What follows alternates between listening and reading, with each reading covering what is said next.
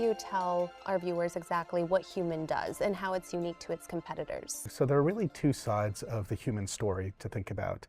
The first side is really predicated on working within the media and ad tech space to be able to understand at the digital transaction layer or interaction layer, when you come to an ad on a website, Yeah.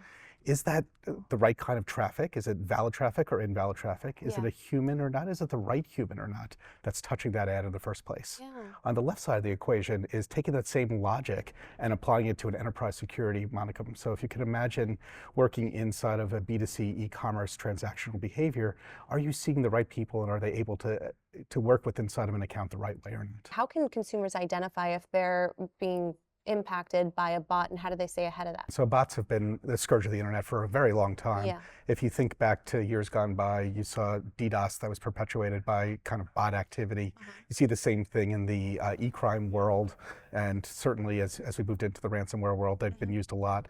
Now what you're starting to see is further applications of bot activity to create a one-to-many relationship. Yeah. So you can imagine one bad guy doing a lot of things to a lot of people really quickly. Yeah. They use a bot to create automation scenarios to speed that up and create scale in their environment. Yeah. So the first thing we have to do is be able to recognize where those patterns of activity that you're seeing Yeah. are either a bot or not. Now, just because you're a bot doesn't mean that it's malicious in intent. So Really? because of automation, you actually interact with bots all the time in your daily life, whether you know it or not in the digital space.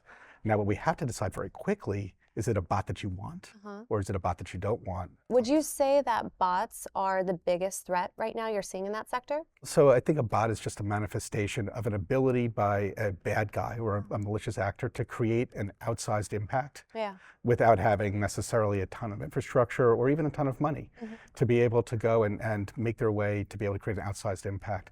It's not necessarily that we see a ton of bots, which we do, right? But what it really is that it's indicative of the fact that you could create impacts at a scale that was unprecedented before. What would you say are the biggest trends right now you're noticing in the cybersecurity sector? I think the number one trend is what is on everybody's mind in the jargon around this notion of artificial intelligence. Yes.